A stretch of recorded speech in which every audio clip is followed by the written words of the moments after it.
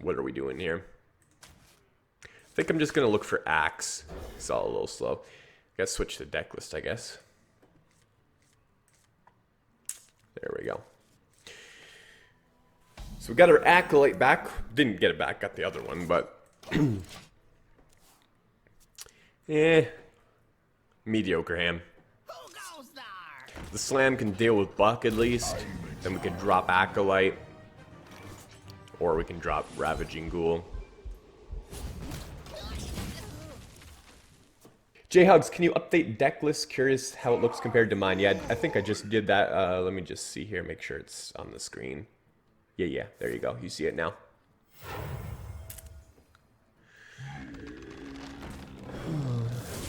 Typical. Okay, so I think I'm liking Ravaging Ghoul here a little better because not only does it clear the 1/1, but it damages the Golem so that whatever minion trades into the Ghoul dies.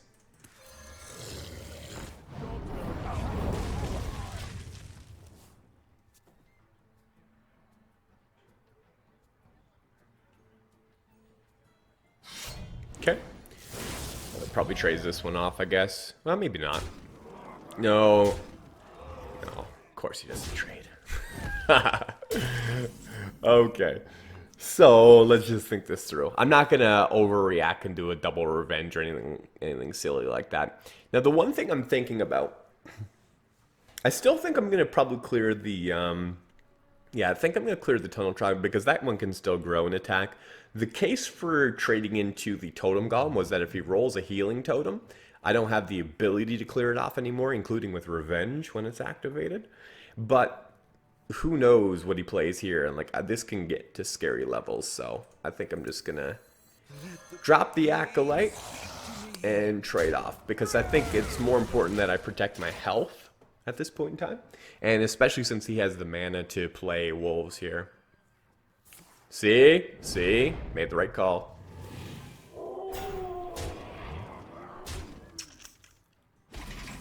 Okay. So let's attack once first. Brawl.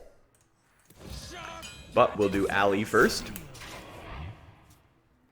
I want him to get me to 12 so that these revenges are activated, but it's a tricky spot. You have to, yes, because you have to be able to stabilize after 2, so I gotta really manage my health total without letting it go crazy. Okay, I think we might have it activated here, right? No, I guess we're gonna get a couple extra pieces of health, so probably not.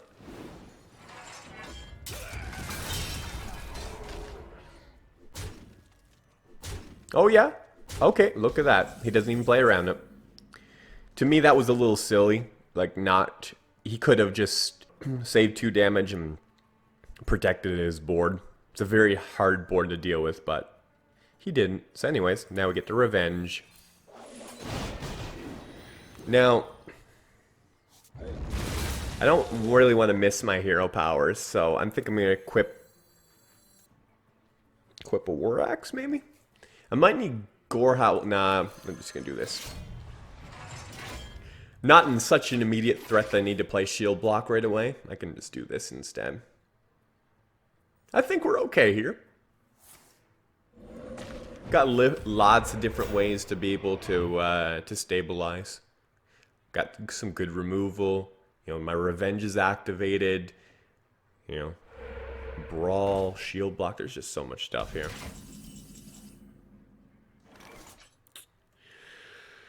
Huh. Interesting.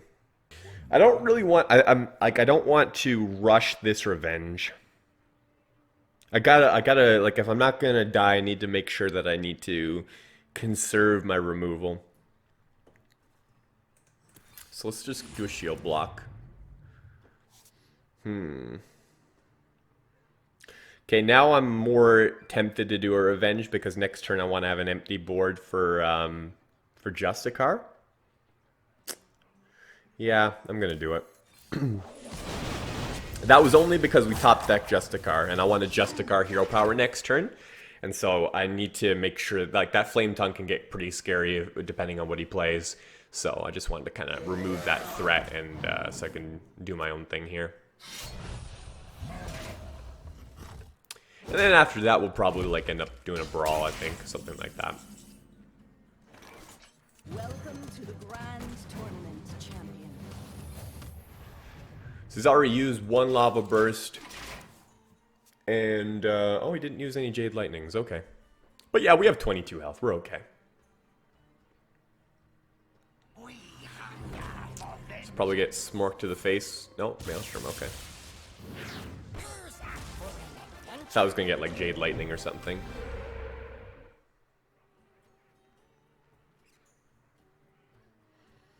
Now, I still don't think I need to overreact to this board here. Like with a Brawl. Because he's going to draw another card. He has 2 already.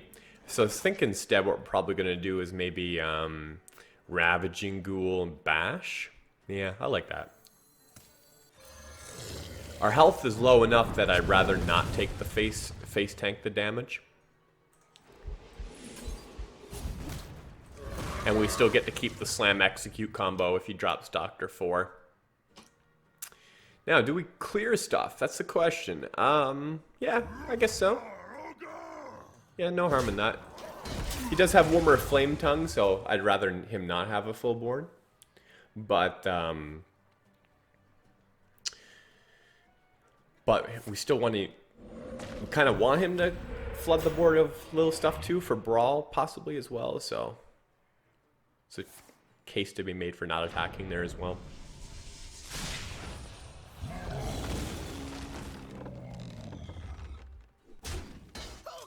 Alright, so now we got our Brawl. We're good.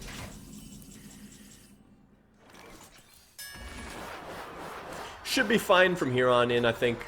He's only got the 1 card. Excellent.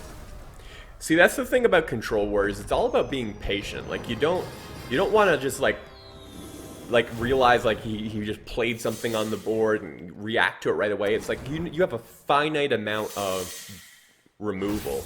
You need to make sure that you get good value from it. And so if you don't think you're gonna die, you need to think about the different ways that he could possibly kill you. Then you need to kind of maybe sometimes sit back and allow them to overextend, and then like he did. And then once you then drop the removal, they have no way to like climb back into the game. So I gotta stop talking so much before I do my mulligans here. Guess we're gonna pass it all back. Always want Fiery War Axe in the beginning. Slam's okay too. Just need ways to deal with Buccaneer before it just snowballs out of control. Who goes there? Alex says, man, I want this deck, but I only have 1 rat. Yeah, you can play with 1 rat. I mean, it'd be preferred if you had 2, but you can do that. Yeah. Just trying to slow things down. I'm not quite as focused at the moment, so I'm just trying to make sure. It seems like a pretty clear Fiery War Axe, yeah. The thing about Warrior is that even if you have nothing to do the next turn, it's never a wasted turn. Like, I mean, Hero Power is valuable. So it's probably going to be Hero Power, and then he drops maybe, the best would be if on turn 3 he drops, well, not now. I was thinking if he dropped Frothing, then we could just attack plus Ghoul, but I think it makes more sense to just kill this. Because we don't even know that he has Frothing.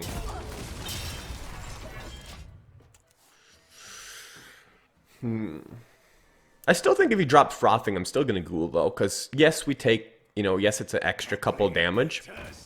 But then the Ghoul body trades with it. And even if he doesn't... It's 3, it's still not enough. Even if he doesn't kill it, like, let's just say he equips a War Axe or something, we can just bash it later. I'm sure he smorks me. So I just made it a Korokon, basically. It's not that significant.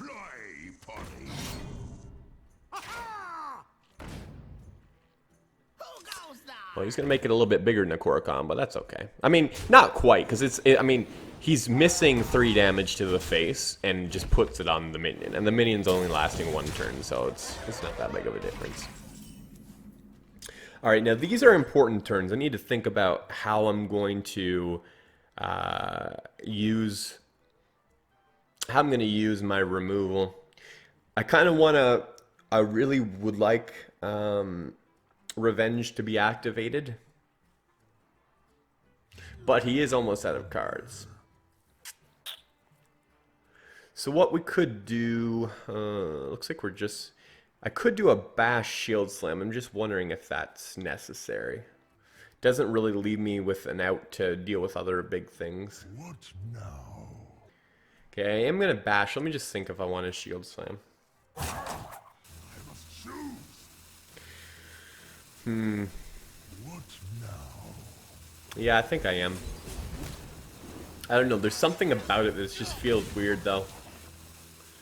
I don't know why, but I just got the feeling I'm going to get punished if I do it. I don't know. I'm going to go for it anyway. Sometimes I ignore my instincts. I don't know. You let me, guys, you let me know. What would you have done there? Would have you used Shield Slam or not?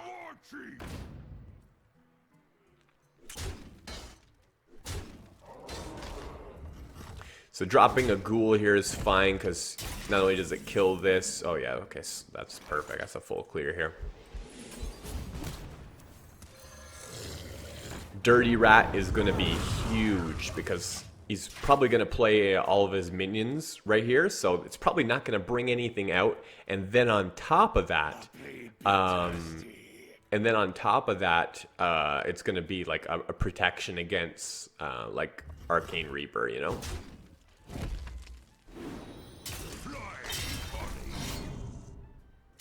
Sweet.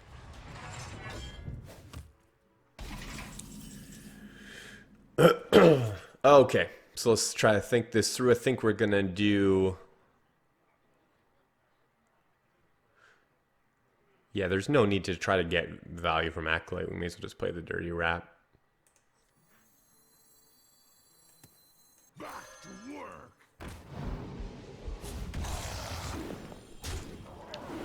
That way we get a hero power in too. This game's over already.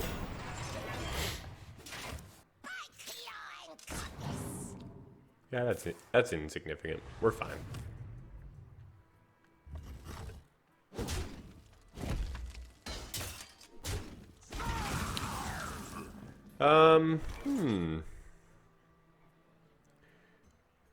I do like Execute here. There's not many big minions, and it protects against the the weapon here, so you just can't get through it. Yeah, let's just do an Execute. No problem. No, I'll use the rest of my mana with Acolyte hero power. We're no need to play Shield Block. I'd rather develop a minion, and of course, if he plays something small, you know, we can milk it for extra cards here. There's no way he's coming back drawing one card at a time.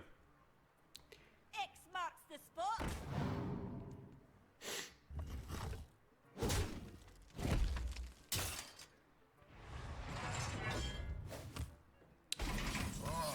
Yep.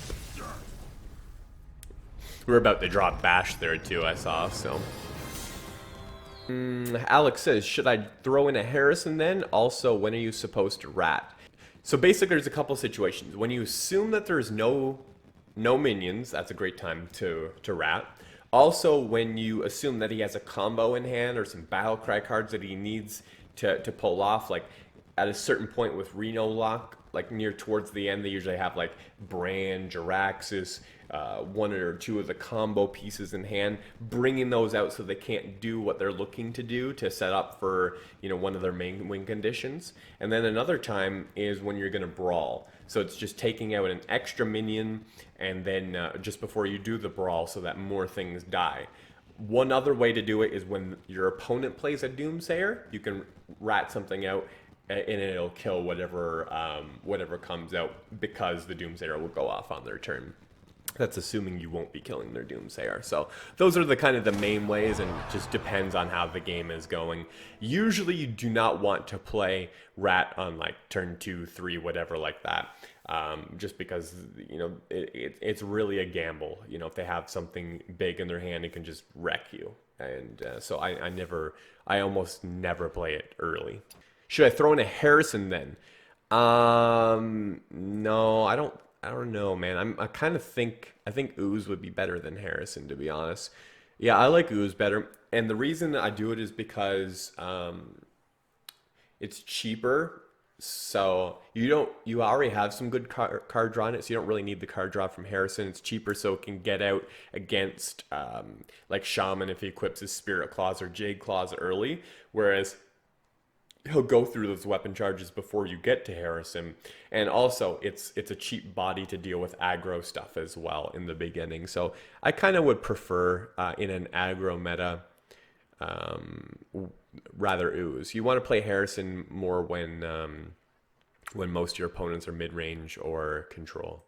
I find that the best matchup the best matchup against with Dirty Rat is actually Rogue, because Miracle Rogue doesn't have as many minions, and so usually if you allow like turn 4 or 5 to go past where they've played like their Tomb Pillagers and or Drakes, or at least one of them, you can usually pull out a combo card. And as long as, like, for example, if I was playing it on turn 6 and I have like let's just say I don't have much of a board, well, I'd want to have like, you know, a slam execute in hand, or, you know, a weapon or something like that, something to be able to react immediately. Because if it pulls out like an auctioneer or something, that's good as long as I can deal with it. So you need to make sure you say, okay, if something crazy good comes out, can I deal with it? Once again, let's wait to talk till after. I think that's good here. Don't want an execute. I'll pass. I gotta do these mulligans before I start talking. Didn't have much time to think there. Execute sometimes really good against Dr. 4 especially. Aha! So we'll just coin Cruel Taskmaster here. No need to bring out the weapon. No need to take the extra damage. Just trades well with Mr. Patches.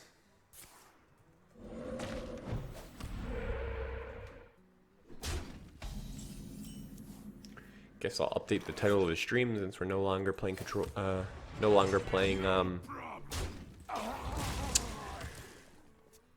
Rogue.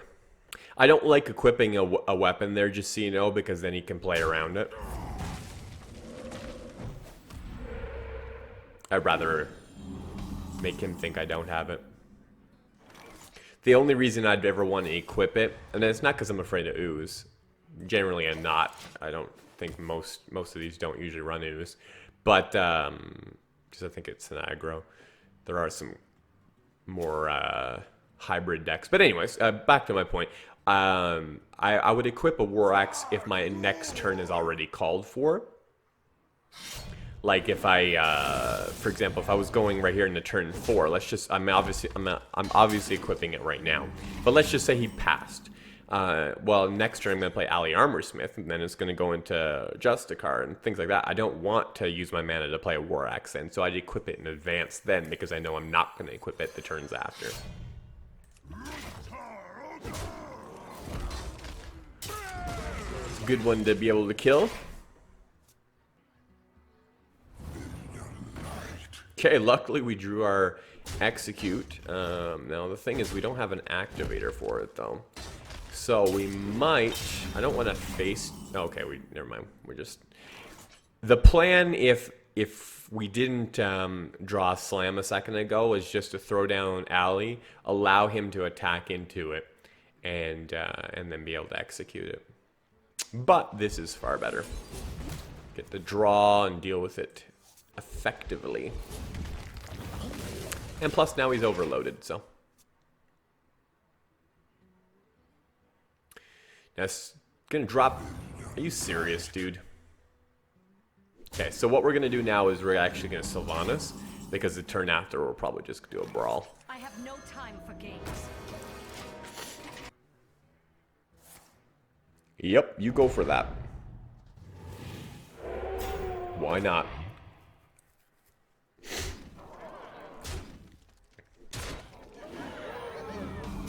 Whatever you play is mine.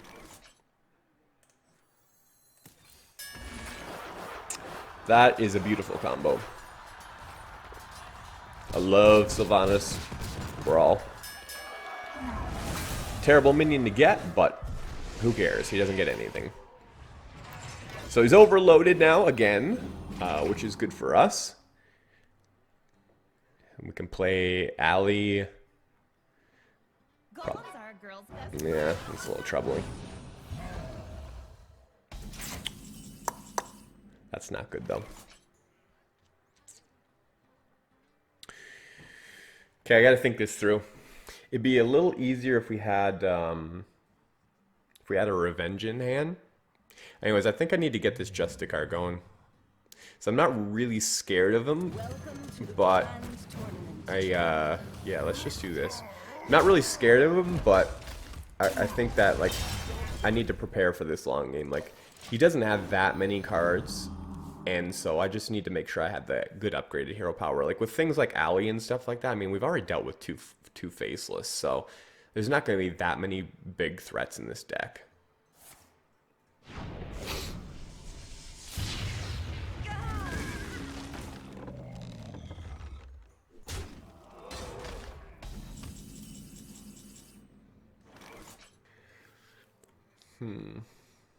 So if we can go Allie, hero power, and shield slam. 5, 6, 7. 5, 6, 7. Or we could. We want to face tank the damage. I don't know. I don't really like the idea of face tanking the damage when we could just get burned down with spells. Let's think this through.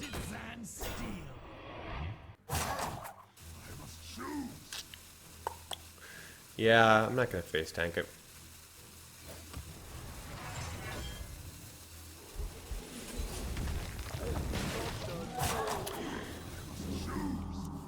This is fine. He can't get through it like this, so.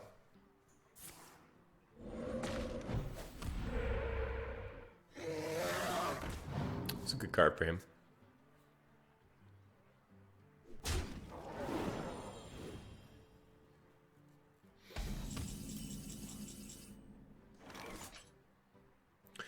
Okay, so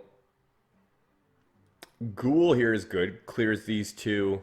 And then we could damages this, so we could just do a War Axe on it. Let's do that.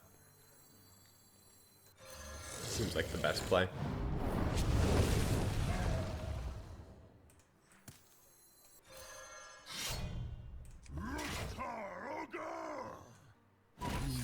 Nice. Grindy little game, but he knew that, you know, all of his main threats were gone. So with the tank up hero power and like things like Allie and stuff like that, it's just hard for him to come back. Anyways, we're on a nice little streak here, eh, guys. This deck has been just putting in work. We're now 16-5 with it. Not today, obviously, but it's just been over the last few days. It's a 76% win rate. Hey, thanks so much for checking out my video. I'd appreciate if you just take a quick second to like and comment below. I'd love to hear what you're thinking. If you're not connected with me yet, make sure you subscribe right here on YouTube. And also, if you can't get enough of LegendJeremy, you can check out this video right here.